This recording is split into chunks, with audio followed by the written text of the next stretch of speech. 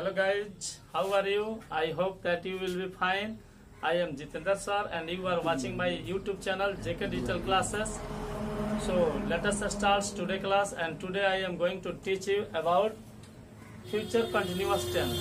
Future continuous tense, its identification and its structure, and on the basis of future continuous tense how can you translate into English. Okay तो चलिए हम शुरू करते हैं आज की क्लास। और आज की क्लास में मैं आप लोगों को बताने जा रहा हूँ फ्यूचर कंटिन्यूअस टेंस से संबंधित जो भी।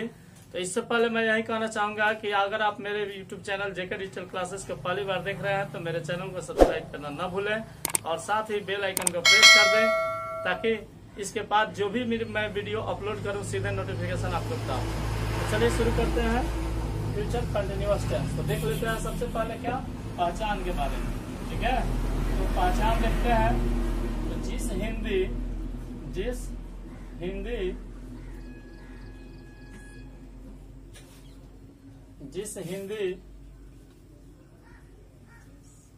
वाक्य क्रिया के अंत में, जिस हिंदी वाक्य क्रिया के अंत में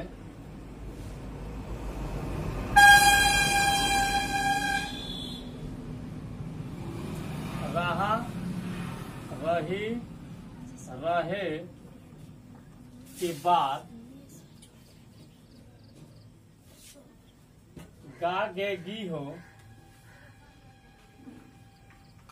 उसे फ्यूचर कंटिन्यूअस टेंस में समझा जाता है।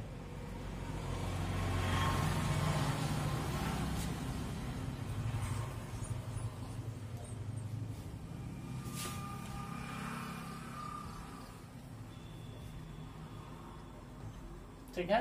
तो जिस हिंदी वाक्य क्रिया के अंत में रहा, रही, रहे के बाद में क्या होगा, गा गे की होगा, उसे हम लोग फ्यूचर टेंस कंटिन्यूअस टेंस में समझते हैं। ठीक है। अगर इंग्लिश में पहचानने की बात की जाए तो इंग्लिश में ही पहचान सकते हैं। ठीक है। जिस शैल और विल रहेगा, शैल या विल रहेगा, उसके बाद आपको बी रहेगा और इसके बाद आपको B4 रहेगा, तो वैसे सेंटेंस को आप क्या कहेंगे, फ्यूचर कंटिन्यूअस टेंस में कहेंगे। तो इंग्लिश में पहचानने का तरीका है कि शैल और विल के बाद आपको बी देखना है और बी के बाद जस्ट क्या देखना है, B4 देखना है, वर्ब का चौथा रूप देखना है। तो आपको इंग्लिश में पहचान सकते हैं कि that sentence is in the future continuous tense. ठीक है। तो चलिए ओके, हम लोग देख लेते हैं इसका स्ट्रक्चर। स्ट्रक्चर कैसा होता है। तो स्ट्रक्चर होता है सब्जेक्ट प्लस शैल और विल प्लस आपको बी आएगा सबके साथ plus B4 plus object plus remaining matter. ठीक है। यहाँ पर हम लास्ट में क्या देंगे, तो लास्ट में देंगे फुल स्टॉप। फुल स्टॉप, ठीक है, क्योंकि असर्टिव सेंटेंस है। जैसे मैं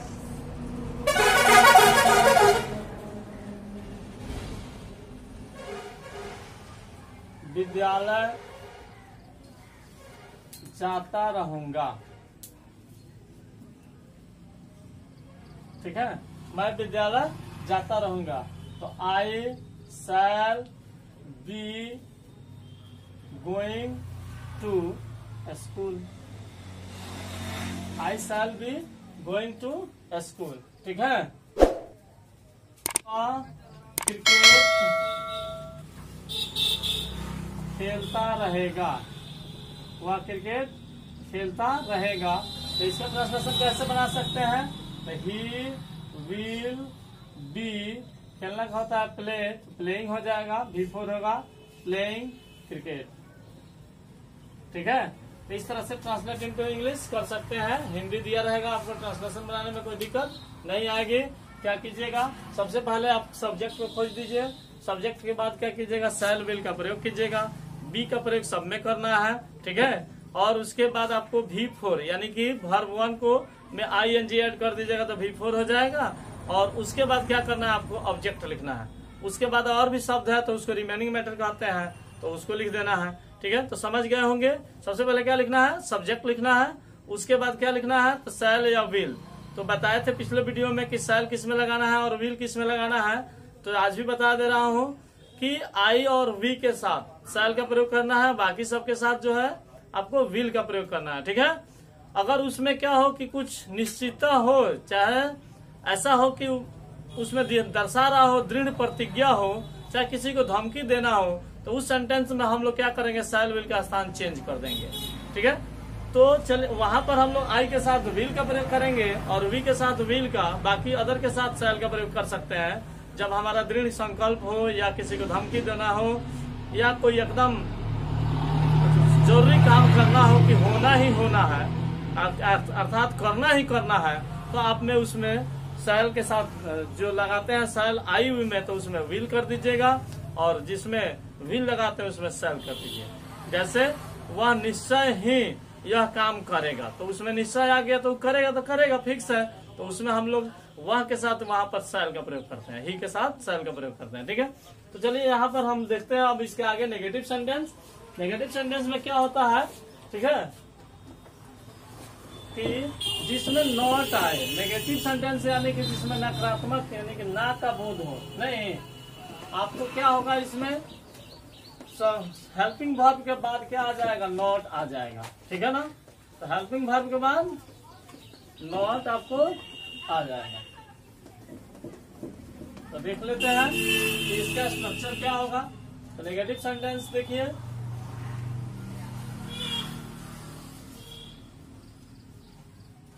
नेगेटिव सेंटेंस का स्ट्रक्चर क्या हो जाएगा, आपको सब्जेक्ट प्लस शैल और विल। ठीक है, अब आप देखिए सोच रहे होंगे नॉट जो है बी के बाद रहेगा, ऐसा बात नहीं है, शैल और विल के बाद ही नॉट का प्रयोग किया जाता है, उसके बाद बी, तब फिर आएगा V4 प्लस ऑब्जेक्ट आएगा। ठीक है, तो यहाँ देख लीजिए क्या है कि शैल और विल और बी के बीच में आपको नॉट का प्रयोग करना है। ठीक है, इसके अब नॉट को बाहर नहीं कर सकते हैं, नॉट को बी के बाद कीजिएगा तब भी सेंटेंस आपका गलत हो जाएगा, इसलिए दोनों के बीच में ही रखिएगा। जैसे मैं नहीं खाता रहूंगा, मैं नहीं खाता रहूंगा, तो आई के साथ क्या लगेगा, शैल लगेगा, तो आई शैल, नॉट यहीं पे लगेगा, आई शैल नॉट बी ईटिंग। ठीक है, इस तरह से आपका ट्रांसलेशन बन जाएगा। ठीक है, अगर इंट्रोगेटिव की बात करते हैं तो इंट्रोगेटिव सेंटेंस क्या होता है, तो इंट्रोगेटिव सेंटेंस में आपसे क्या कहा जाएगा कि क्वेश्चन पूछेगा। ठीक है, तो इसका स्ट्रक्चर क्या होगा, तो इंट्रोगेटिव सेंटेंस पिछले वीडियो की बात है, इसमें भी होगा कि हम लोग हेल्पिंग वर्ब को क्या करेंगे, पहले कर लेंगे। तो हेल्पिंग वर्ब को पहले कर लेंगे तो इसमें आ जाएगा शैल और will plus subject plus be को अपने स्थान पर ही रहेगा, बी को बाहर नहीं कर सकते हैं। ठीक है, बी प्लस जो हो जाएगा क्या होगा, V4 होगा, प्लस आपको ऑब्जेक्ट होगा, प्लस रिमेनिंग मैटर होगा। ठीक है, और लास्ट में क्या देंगे, क्योंकि इंट्रोगेटिव सेंटेंस है इसलिए लास्ट में इसमें इंट्रोगेटिव मार्क क्वेश्चन मार्क रहेगा ही रहेगा। ठीक है, तो इसमें हम लोग जैसे में अगर एग्जाम्पल देखेंगे, क्या वह गरीबों की मदद करती रहेगी।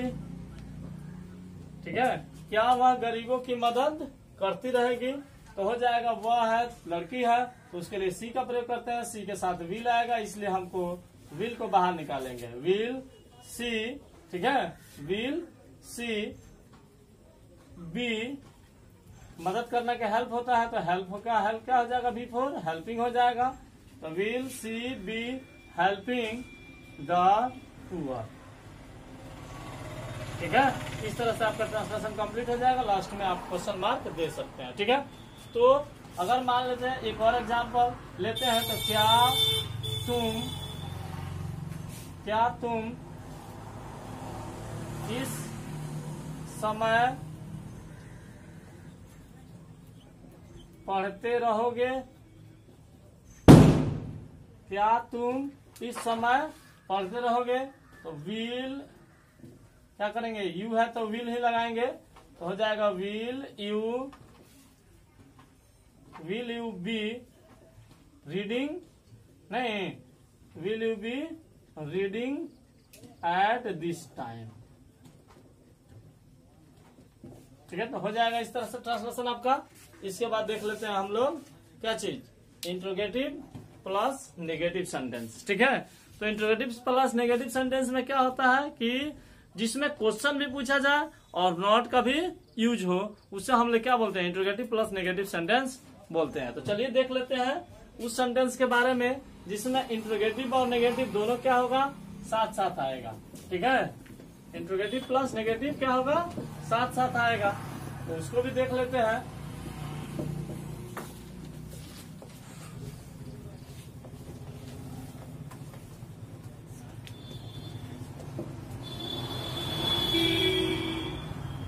चलिए तो देखते हैं इंट्रोगेटिव प्लस नेगेटिव।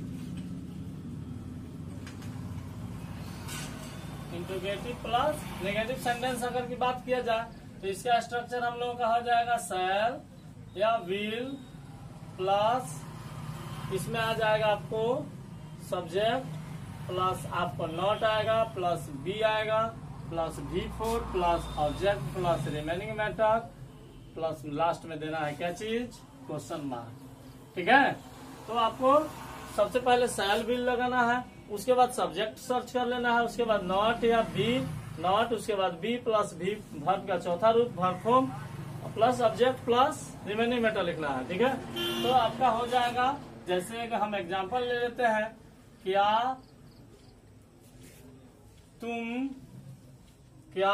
तुम क्रिकेट नहीं खेलते रहोगे, क्या तुम क्रिकेट नहीं खेलते रहोगे, तो हो जाएगा will you not be playing, will you not be playing cricket. ठीक है, इसी तरह से अगर मान लेते हैं कि आपका सेंटेंस इंट्रोगेटिव विथ WH रहेगा, क्या रहेगा, तो इंट्रोगेटिव विथ WH वर्ड के साथ रहेगा, तो उसका स्ट्रक्चर हम लोगों के लिए हो जाएगा क्या चीज, कि WH वर्ड को सबसे पहले लिखेंगे। ठीक है, प्लस में कर देंगे क्या चीज, शैल या विल करेंगे। ठीक है, प्लस उसके बाद क्या देना है आपको, सब्जेक्ट सर्च कर लेना है, उसके बाद अगर उसमें नॉट होगा तो नॉट सर्च कीजिएगा, नहीं होगा तो नॉट नहीं दीजिएगा। ठीक है, प्लस में उसके बाद बी लगाना है plus V4 plus object plus remaining matter और लास्ट में देना है आपको क्वेश्चन मार्क।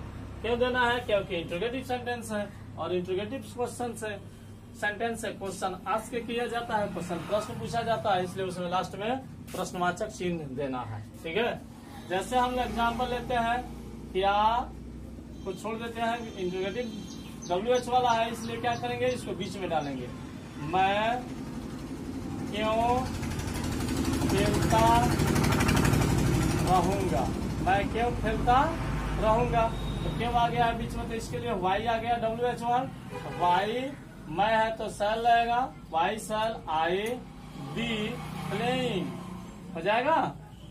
अगर क्रिकेट रहता तो क्रिकेट बाद में कर देते। ठीक है, इस तरह से हो जाएगा। तुम कब दिल्ली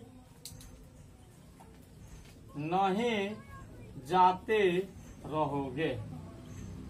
ठीक है, तुम कब दिल्ली नहीं जाते रहोगे, तो इसको हम लोग कैसे बना सकते हैं, तो यहाँ देखिए, तुम कब दिल्ली नहीं जाते रहोगे, तो क्या है, यहाँ का WH वर्ड आपका कब है, वेन होता है, तो सबसे पहले वेन लिख देते हैं, क्या लिख देते हैं, वेन लिख देते हैं। वेन के बाद क्या आएगा, तो देखिए इसमें शैल विल हमको प्रयोग करना है, तो कल देखिए, कल के पिछले वीडियो में आप लोग देख सकते हैं कि उसमें मैंने शैल विल का प्रयोग बहुत बढ़िया से पढ़ाया है, इसलिए अगर नहीं देखे तो जाकर पीछे देख भी सकते हैं। ठीक है, तो इसके लिए आपको नीचे डिस्क्रिप्शन बॉक्स में लिंक मैंने दे दिया है, जिसको आप लोग इस वीडियो को, पिछले वाले वीडियो को देख सकते हैं आसानी से।